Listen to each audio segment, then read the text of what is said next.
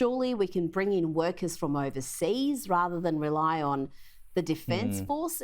This just seems to be, again, 2 years down the track. Why are we not managing this a little better?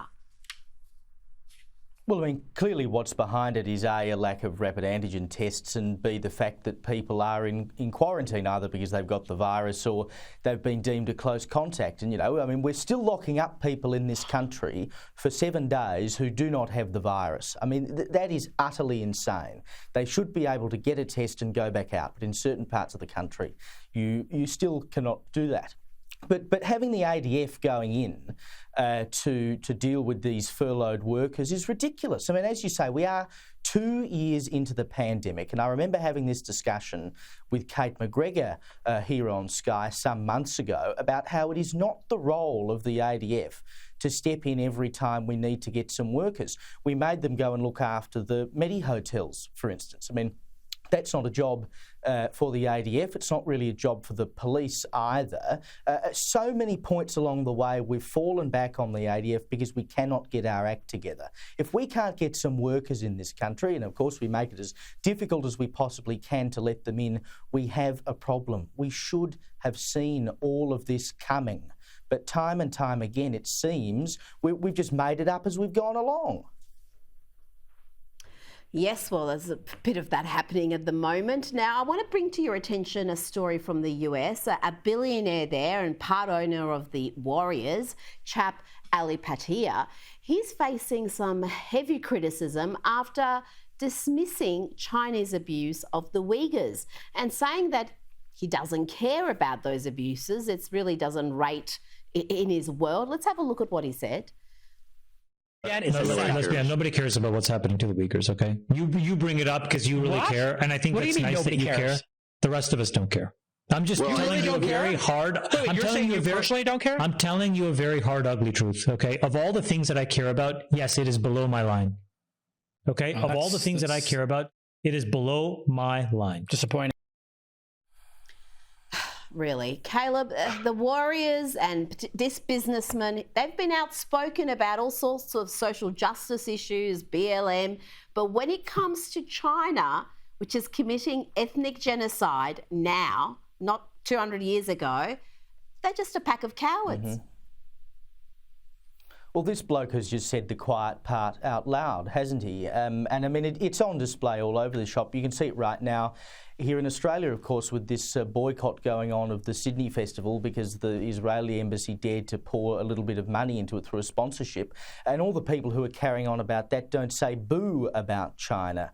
We allow China to get away with these things because they're a good trading partner. It's as simple as that. And particularly if you talk to a billionaire or anyone else in business, if they stand to make a buck out of it, they're not going to say anything about it. We turn a blind eye to China because it's advantageous for us to do so. If people want to have a say about human rights, and as you say, the business community gets in on BLM and gay rights and all sorts of things, you can't have it both ways. If you're about human rights, you're about everyone's human rights. Well, yes, and the NBA in general has been terribly weak in this area. Now, you mentioned the Sydney Festival. There's been more drama with another ugly anti-Israel attack. Let's have a look at this. Young Labor left applaud the boycott of the festival. There we go. Stephen, will the grown-ups in Labor condemn New South Wales Labor left faction for choosing to boycott the Sydney Festival over this issue? This is effectively a campaign against the only Jewish state. Well, I mean, the left, many in the left, particularly the Labor Party, have got just a poor track record on barracking a bunch of despotic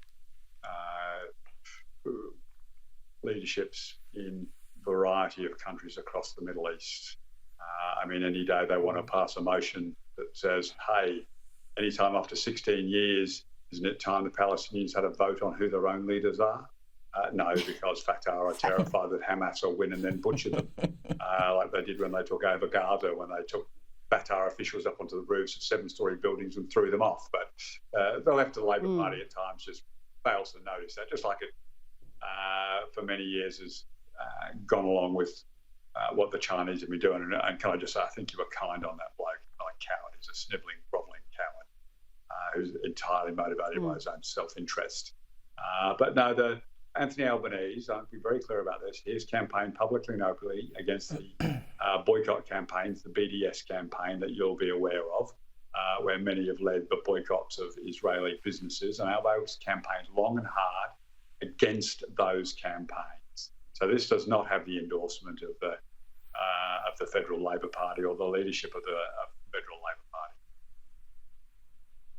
Well, let's hope not, because it is just so ugly. And you're right.